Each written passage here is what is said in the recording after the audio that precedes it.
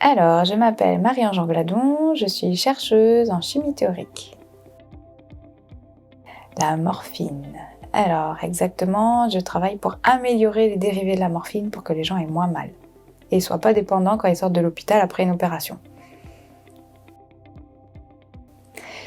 Je suis passionnée par les lipides. Le gras, c'est la vie. Et donc j'ai commencé par faire un stage dans le domaine des lipides et puis de fil en aiguille, je suis arrivée à la membrane de nos cellules qui est composée évidemment que de lipides. Puis évidemment la membrane n'est pas toute seule, il y a plein de protéines dedans qui interagissent avec le reste de l'environnement. Et c'est comme ça que j'ai atterri à faire des simulations de la membrane avec ce qu'il y avait dedans, donc une protéine. Et cette protéine, c'est un récepteur aux médicaments tels que la morphine. Je voulais aller le plus loin possible dans mes études. Je voulais aussi être sûre de pouvoir accompagner mes enfants dans le futur. Moi, c'est les repas chauds. Les tartines, on peut oublier. Je veux m'installer tranquillement à table et si possible avec des collègues sympas. Alors, il n'y a pas d'application directe puisque c'est de la recherche fondamentale.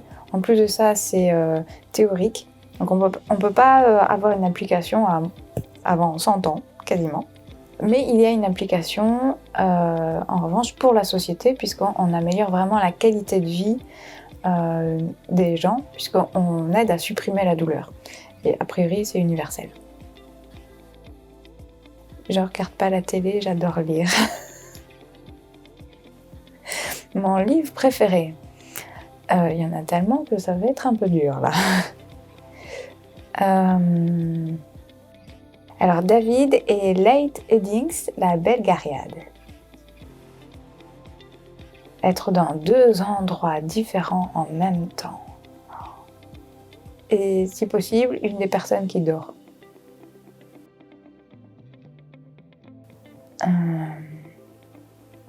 Je commence toujours de la même manière lorsque je parle de ma recherche.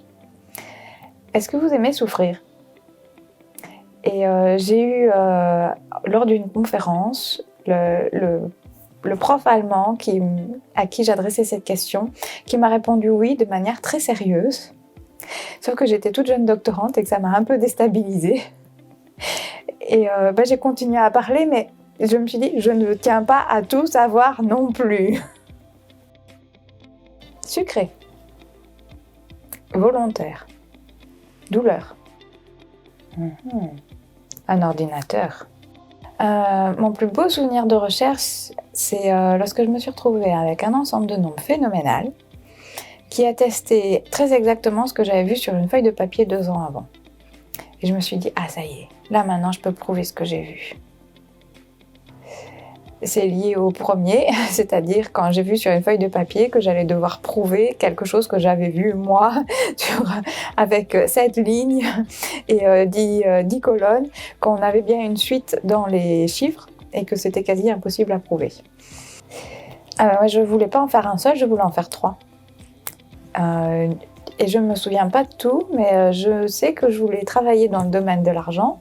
Donc plutôt être trader, être restauratrice, et puis le 3e, à mon avis, c'était dans l'enseignement.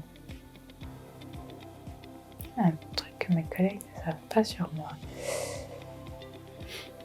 Un truc que mes collègues ne savent pas sur moi, c'est que j'aimerais refaire du bénévolat de manière plus active, si possible dans le domaine de la lecture. Eh bien, j'ai 2 petites filles à la maison, donc je m'occupe d'elles et surtout j'essaye de déconnecter. Ce qui est très difficile pour un chercheur parce qu'on y pense en permanence, même sous la douche, dans son sommeil, en faisant le repas. Soulagée. Je serais enfin soulagée, j'aurais fini. Et en même temps un peu triste. Moi, chercheur et maman.